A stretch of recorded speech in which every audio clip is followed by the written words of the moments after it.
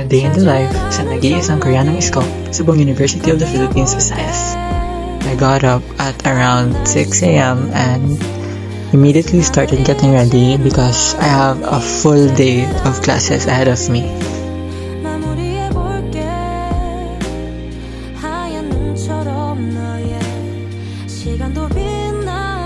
After I finished getting ready, naglakad na ako kaagad pa chart area.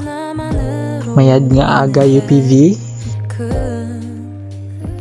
Tapos after nakababa na ako ng chart, I immediately rushed to my first class because I was running late. My first class is Math 10. Math 10 is Mathematics, Culture, and Society.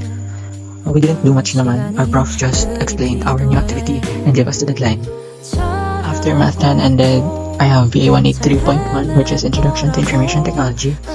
Dito nag-start yung bakbakan because I stayed up late to study because we have a quiz today. The room was getting a little too cold, so nilabas ko yung dala kong jacket. How did the quiz go? Well, to sum it up na lang, sana natulog na lang talaga ako. Sayang yung puyat ko. This is us after the quiz. VA 183.1 ends at 12:30 and our next class is 1 p.m. So we only have 30 minutes for lunch, so here we are rushing to eat lunch. Ayan, so sa box na lang kami kumain. I had siomai rice and we got dessert after, ice cream, and then we rushed back to class. As you can see, nagmamadali na talaga kami kasi malilate na kami. But luckily enough, when we got there, di pa naman nagsastart si sir. My next class is COM10, which is Critical Perspectives in Communication. And honestly, this might be my favorite class because it's the least draining. Walang LE. There are activities though, but they're fun, so they're not too draining. And we watch a lot of movie clips and, talk about issues and stuff, and we give our insights. So it's very fun. COM10 ended around 10 minutes early, so here we are waiting outside of our room. Where's the next class ko, which is Wika 1 or Wika, Kultura at Lipunan.